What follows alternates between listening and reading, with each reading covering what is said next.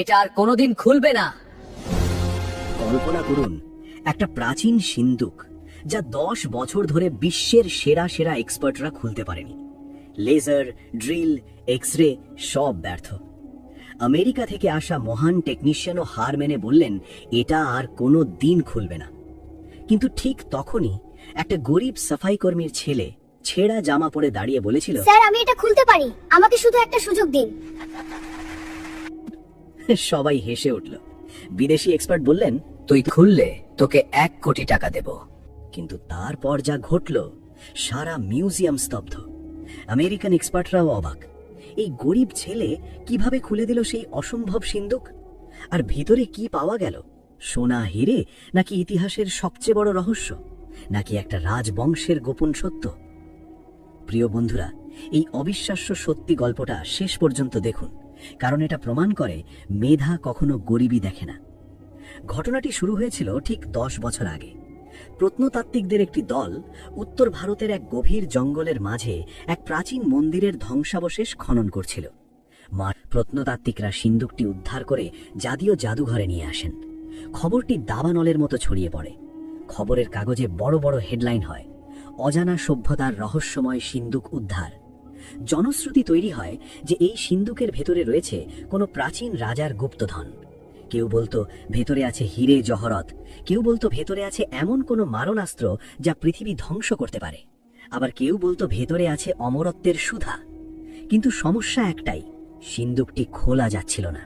কোনো চাবির ছিদ্র ছিল না, কোনো হাতল ছিল না, কোনো দৃশ্যমান কবজা বা জোড় ছিল না। মনে হতো যেন একটি নিরেট ধাতুর ব্লক। 10 বছর ধরে বিশ্বের বাঘা বাঘা বিজ্ঞানীরা এই সিন্দুকের উপর গবেষণা চালিয়েছেন, কিন্তু ফলাফল শূন্য। 10 বছর কেটে গেছে। সিন্দুকটি এখন জাতীয় জাদুঘরের প্রধান হলে ঠিক মাঝখানে একটি বুলেট প্রুফ কাঁচের ঘেরাওয়ের মধ্যে রাখা। আজ জাদুঘরে এক বিশেষ দিন, কারণ আজ এই সিন্দুকের রহস্য উন্মোচনের শেষ চেষ্টা করা হবে। জাদুঘরের বাইরে আজ মিডিয়া ভ্যান আর মানুষের ভিড় উপচে পড়ছে। ভিতরে গিজগিজ করছে ইতিহাসবিদ, সরকারি অফিসার, বিজ্ঞানমনস্ক মানুষ এবং কৌতূহলী জনতা। হলের মাঝখানে রাখা সিন্দুকটির দিকে সবার নজর। আমেরিকা থেকে বিশেষ আমন্ত্রণে এসেছেন পৃথিবী বিখ্যাত লক স্পেশালিস্ট এবং security engineer mister James Williams. তিনি শুধু তালা খোলেন না, তিনি নাসার ল্যাবরেটরি থেকে শুরু করে সুইস ব্যাংকের ভল্ট সবকিছুর নিরাপত্তা ব্যবস্থা নিয়ে কাজ করেছেন। তার সাথে রয়েছে বিশাল এক দল এবং আধুনিক সব যন্ত্রপাতি। মিস্টার জেমস বেশ গর্বের সাথে তার কোট খুলে হাতা গুটিয়ে নিলেন। তার চোখে মুখে এক ধরনের তাচ্ছিল্যের হাসি, যেন বলছেন 1000 বছরের পুরনো একটা বাক্স আমার আধুনিক মেশিনের কাছে কতক্ষণ টিকবে। প্রথমে ব্যবহার করা হলো হাই ফ্রিকোয়েন্সি সাউন্ড ওয়েভ বা আল্ট্রাসনিক স্ক্যানার। উদ্দেশ্য শব্দের তরঙ্গের মাধ্যমে ভেতরের গঠন বোঝা। কিন্তু অদ্ভুত ব্যাপার, শব্দ তরঙ্গ সিন্দুকের গায়ে লেগে ফিরে এলো না, বরং শোষিত হয়ে গেল। মনিটরে শুধু অন্ধকার। এরপর এলো লেজার কাটার। হীরের মতো কঠিন ধাতু কাটার জন্য যে লেজার ব্যবহার করা হয় তা তাক করা হলো সিন্দুকের গায়ে। নীল আগুনের রশ্মি সিন্দুকের গায়ে পড়ল। দর্শকরা শ্বাস চেপে ধরল। কিন্তু 10 মিনিট পর দেখা গেল সিন্দুকটি বিন্দুমাত্র গরম হয়নি, কাটার কোনো দাগ তো দূরের কথা। এরপর এক্স-রে, ড্রিল মেশিন, এমনকি ছোটখাটো বিস্ফোরক ব্যবহার করার কথাও ভাবা হলো, কিন্তু মিউজিয়াম কর্তৃপক্ষ অনুমতি দিল না। জেমস উইলিয়াম ঘামতে শুরু করলেন। তার কপালে চিন্তার ভাঁজ। তিনি তার ডিজিটাল ডিকোডার মেশিন লাগালেন, যা কোটি কোটি গাণিতিক কম্বিনেশন চেষ্টা করতে পারে। ঘন্টার পর ঘন্টা কেটে গেল। মেশিনের স্ক্রিনে শুধু একটাই শব্দ ভেসে উঠছে, এরর। বিকেল গড়িয়ে সন্ধে নামল। জেমস উইলিয়াম হতাশ হয়ে তার যন্ত্রপাতি গুটিয়ে নিতে শুরু করলেন। তিনি মাইক্রোফোনের সামনে দাঁড়িয়ে বললেন, লেডিজ এন্ড জেন্টলম্যান, আমি আমার জীবনের 30 বছর এই পেশায় কাটিয়েছি, কিন্তু এমন কিছু আমি দেখিনি। এটি কোনো সাধারণ তালা নয়, এটি হয়তো কোনো এলিয়েন টেকনোলজি অথবা এটি সলিড ধাতু, এর ভেতরে কোনো ফাঁপা অংশ নেই। আমার মতে এই সিন্দুক ভাঙা বা খোলা অসম্ভব। আজকের বিজ্ঞান এখানে হার মেনেছে। গোটা হলরুম নিস্তব্ধ হয়ে গেল। এত বছরের উত্তেজনা, আশা সব যেন এক মুহূর্তের মধ্যে ধূলিসাৎ হয়ে গেল। কিউরেটর হতাশ হয়ে মাথা নিচু করলেন। সাংবাদিকরা ক্যামেরা বন্ধ করার প্রস্তুতি নিলেন। এই ভিড়ের একদম শেষ প্রান্তে একটি বিশাল পিলারের আড়ালে দাঁড়িয়েছিল একটি বছর 15 কিশোর। নাম তার রবি। পরনে একটি পুরনো তালি দেওয়া শার্ট আর ঢিলে প্যান্ট, পায়ে ক্ষয়ে যাওয়া চপ্পল। তার গায়ের রং তামাটে, চুলগুলো উস্কো খুস্কো, কিন্তু তার চোখ দুটো ছিল অদ্ভুত রকমের উজ্জ্বল। সেই চোখে কোনো ক্লান্তি ছিল না, ছিল এক গভীর কৌতূহল এবং বুদ্ধিমত্তার ছাপ। রবির বাবা অসীম এই মিউজিয়ামের একজন সাধারণ পরিচ্ছন্নতা কর্মী। দিনের বেলা ভিড় থাকে বলে অসীম সাধারণত রাতের শিফটে কাজ করেন, কিন্তু আজ বড় ইভেন্ট থাকায় তাকে এক্সট্রা ডিউটিতে রাখা হয়েছিল। রবি স্কুল ছুটির পর প্রায়ই বাবার সাথে মিউজিয়ামে চলে আসতো। বাবার কাজে হাত লাগাতো আর ফাঁকে ফাঁকে ঘুরে দেখত ইতিহাসের সব নিদর্শন। মিউজিয়ামের প্রতিটি কোণা রবির চেনা। মুঘল আমলের তলোয়ার থেকে শুরু করে সিন্ধু সভ্যতার মাটির পাত্র, সবকিছুর সাথেই যেন রবির এক গোপন বন্ধুত্ব ছিল। তবে এই সিন্দুকটি তাকে চুম্বকের মতো টানত। গত 1 মাস ধরে যখন বাবার সাথে সে রাতে আসতো, তখন সে ঘন্টার পর ঘন্টা সিন্দুকটির দিকে তাকিয়ে থাকত। সে সিন্দুকটিকে স্পর্শ করত না, শুধু দেখত। রবির একটি বিশেষ গুণ ছিল, সে জিনিসপত্রের দিকে তাকিয়ে তাদের গল্প বুঝতে চাইত। তার দাদু, যিনি এখন আর বেঁচে নেই, তিনি ছিলেন গ্রামের এক নামকরা কামার এবং তালা চাবি মেরামত করি। দাদু রবিকে ছোটবেলায় বলতেন, দাদু ভাই, মনে রাখবি, সব তালা গায়ের জোরে খোলে না। কিছু তালা খোলে বুদ্ধি দিয়ে, আর কিছু তালা খোলে ভালোবাসা দিয়ে। লোহা বা ধাতুও কথা বলে যদি তুই তার ভাষা বুঝতে পারিস।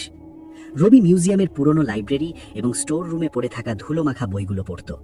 সেখানেই সে পেয়েছিল এক জীর্ণ পুঁথি, যেখানে প্রাচীন ধাতব বিদ্যা এবং মেকানিজমের বর্ণনা ছিল। সে বুঝতে পেরেছিল এই সিন্দুকটি কোনো সাধারণ মেকানিজম নয়, এটি স্মৃতিলক প্রযুক্তিতে তৈরি। যখন জেমস উইলিয়াম তার ব্যর্থতা ঘোষণা করলেন এবং হলরুমে পিন পতন নীরবতা, ঠিক তখনই একটি সরু কিন্তু আত্মবিশ্বাসী কণ্ঠস্বর সেই নিস্তব্ধতা ভেঙে দিল।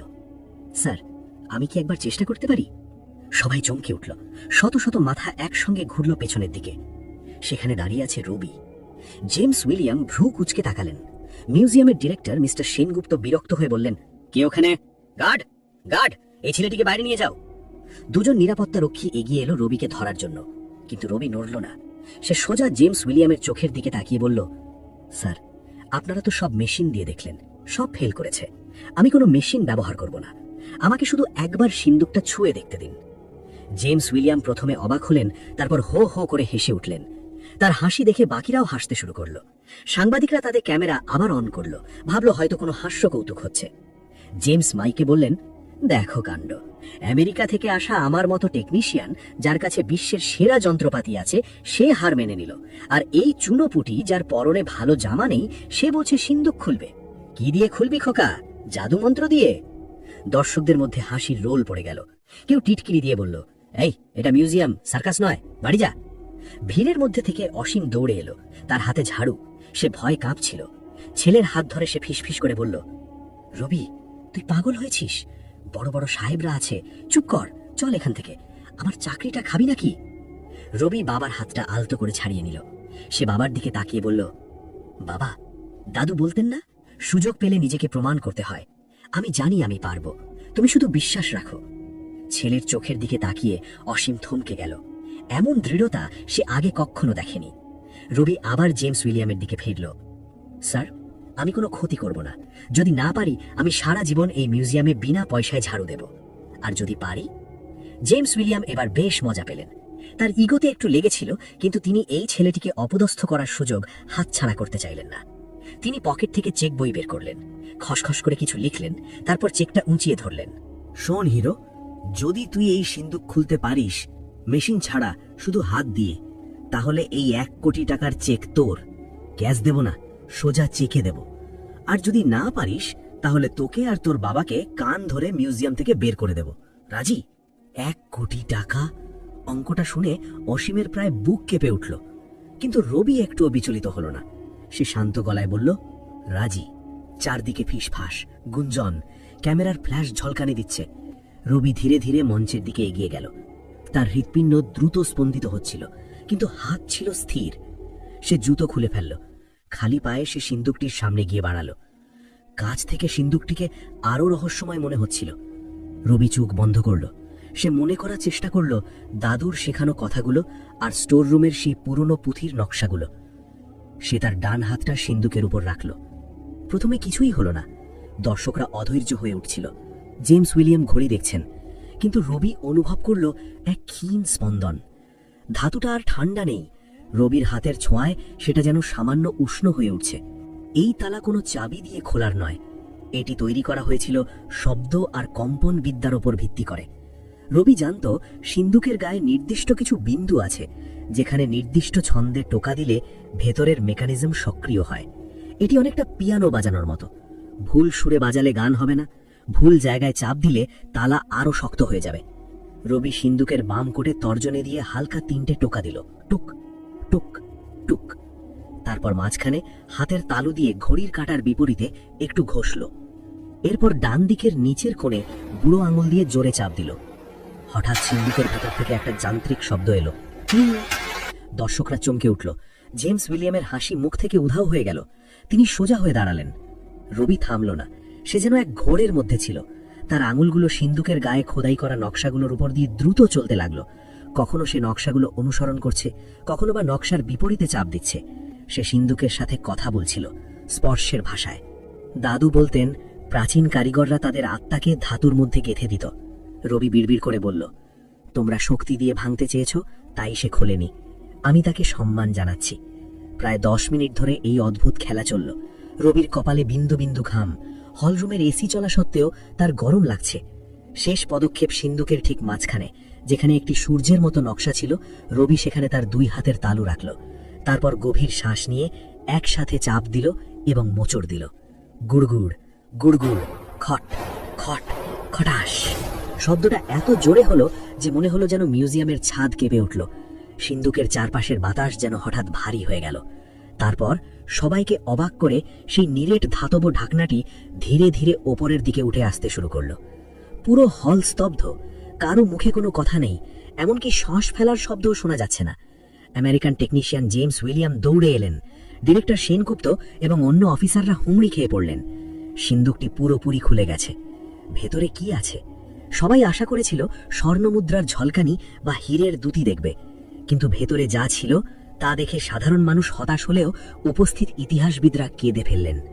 ভেতরে কোনো সোনা ছিল না, ছিল কিছু প্রাচীন জীর্ণ চামড়ার থলি, থরে থরে সাজানো তামার তৈরি সিলিন্ডার, কিছু গুটানো পার্চমেন্ট বা ভূর্জপত্র যা বিশেষ উপায়ে সংরক্ষিত, আর ছিল কিছু অদ্ভুত ধাতব প্লেট যাতে সূক্ষ্ম হরফে কিছু খোদাই করা, এবং একদম মাঝখানে ছিল একটি রাজবংশের শিলমোহর। একজন প্রবীণ ইতিহাসবিদ কাঁপা কাঁপা হাতে একটি ধাতব প্লেট তুলে নিলেন। তিনি চশমা ঠিক করে পড়ার চেষ্টা করলেন। তারপর চিৎকার করে উঠলেন, ঈশ্বর, এ তো সেই হারানো জ্ঞান কোষ! আমরা ভাবতাম এগুলো পুড়ে ছাই হয়ে গেছে। এখানে প্রাচীন ভারতের চিকিৎসা শাস্ত্র, বিমানবিদ্যা এবং এমন সব টেকনোলজির নকশা আছে যা আমরা কল্পনাও করতে পারিনি।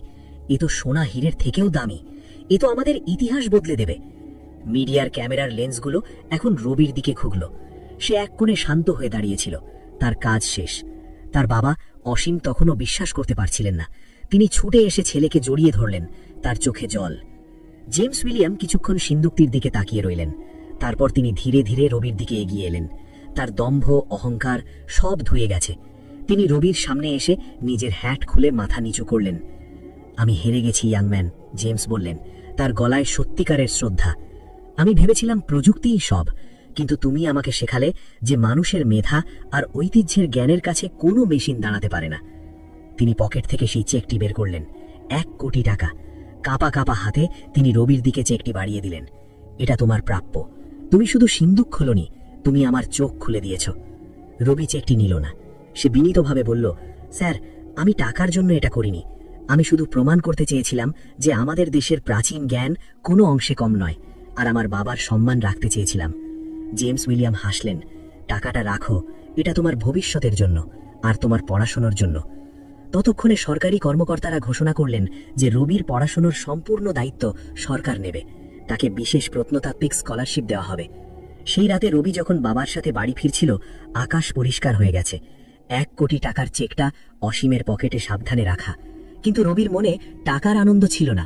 রবির মনে ছিল সেই মুহূর্তের আনন্দ যখন সিন্দুকটা খুলে গেছিল।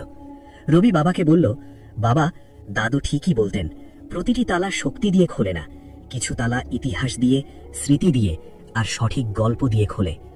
কেমন লাগলো গল্পটি? গল্পটি যদি আপনি মনে করেন মেধা আর বিশ্বাসের জয় এভাবেই হওয়া উচিত, তাহলে কমেন্টে আপনার মতামত জানান। ভিডিওটি লাইক করুন এবং শেয়ার করুন আপনার বন্ধুদের সাথে, যাতে এই অনুপ্রেরণা সবার কাছে পৌঁছায়। আর হ্যাঁ, আমাদের চ্যানেলটি সাবস্ক্রাইব করতে ভুলবেন না, কারণ আমরা নিয়ে আসি এমন সব গল্প যা আপনাকে ভাবতে শেখাবে, স্বপ্ন দেখতে শেখাবে। ধন্যবাদ।